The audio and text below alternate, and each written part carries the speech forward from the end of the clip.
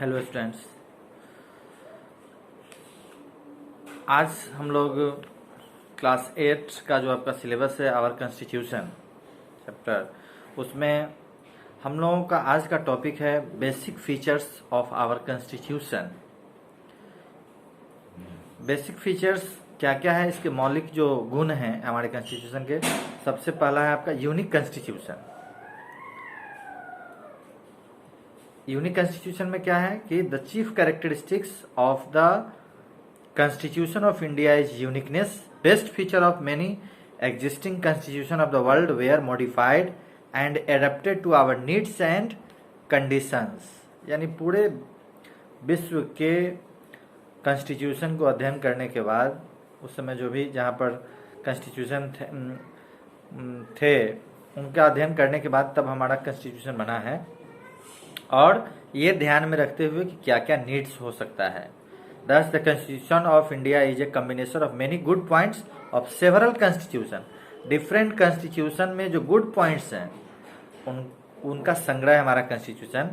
At the same time, the needs and aspiration of the people were also not ignored. उस समय लोगों का जो उम्मीद था constitution से, उसको भी इग्नोर नहीं किया गया, यानी उसको भी हमारे constitution में शामिल किया गया। फर्स्ट फीचर हो गया यूनिक कॉन्स्टिट्यूशन। यूनिक कॉन्स्टिट्यूशन में क्या होगा, डिफरेंट कंट्रीज के जो कॉन्स्टिट्यूशन थे उसके गुड्स पॉइंट हमारे कॉन्स्टिट्यूशन में शामिल हैं। नेक्स्ट हो गया लेंथीएस्ट कॉन्स्टिट्यूशन। पूरे वर्ल्ड में सबसे लेंथीएस्ट है, यानी सबसे लंबा। ठीक है, लेंथ ये सुपरलेटिव डिग्री में लेंथीएस्ट कॉन्स्टिट्यूशन सबसे लंबा है। Constitution of India is the lengthiest and the detailed constitution of the world. It is divided into 22 parts. ये 22 parts और 395 articles है, इसमें 12 schedules है। The Constituent Assembly spent 2 years. ये पूछता है एग्जाम में कि संविधान बनाने में कितना समय लगा, तो 2 years 11 month 18 days and final draft on 26 January 1949। Final drafting इसका हुआ 26 जनवरी 1949 को, but it was adapted and in force on 26 जनवरी 1950। 26 जनवरी 1950 को हमारा संविधान लागू हुआ।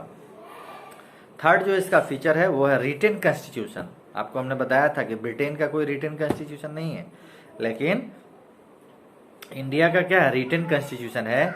It was drafted and enacted by the constituent assembly. ये कंस्टिट्यूएंट असेंबली के द्वारा specially elected for this purpose, जो सिर्फ इसी काम के लिए इलेक्ट हुए थे, इनडायरेक्टली इलेक्टेड थे, वो कॉन्स्टिट्यूशन बनाया। It was presided over by doctor Rajendra Prasad.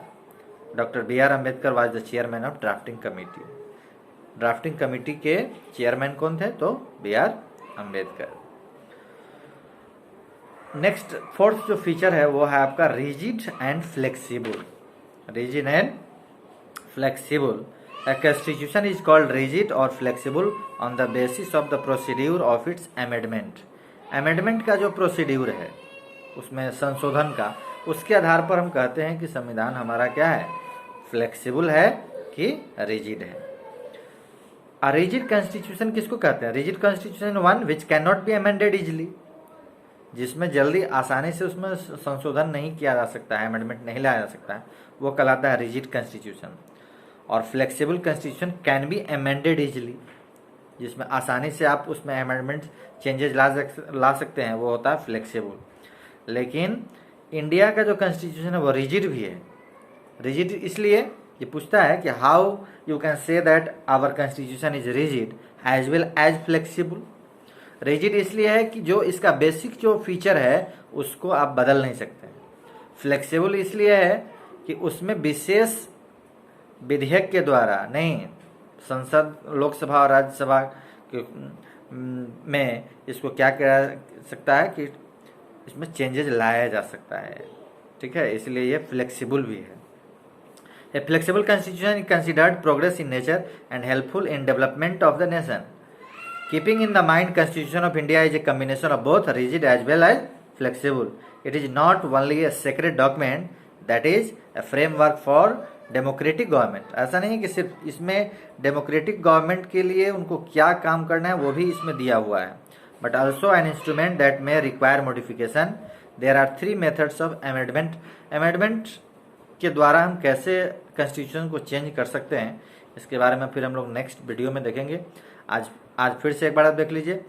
Constitution का बेसिक फीचर है, सबसे पहला यूनिक कॉन्स्टिट्यूशन, नेक्स्ट हो गया लेंथीएस्ट कॉन्स्टिट्यूशन, थर्ड हो गया रिटन कॉन्स्टिट्यूशन, और फोर्थ हो गया रिजिड एंड फ्लेक्सिबल। अगले वीडियो में हम लोग देखेंगे procedure of amendment of the Indian constitution.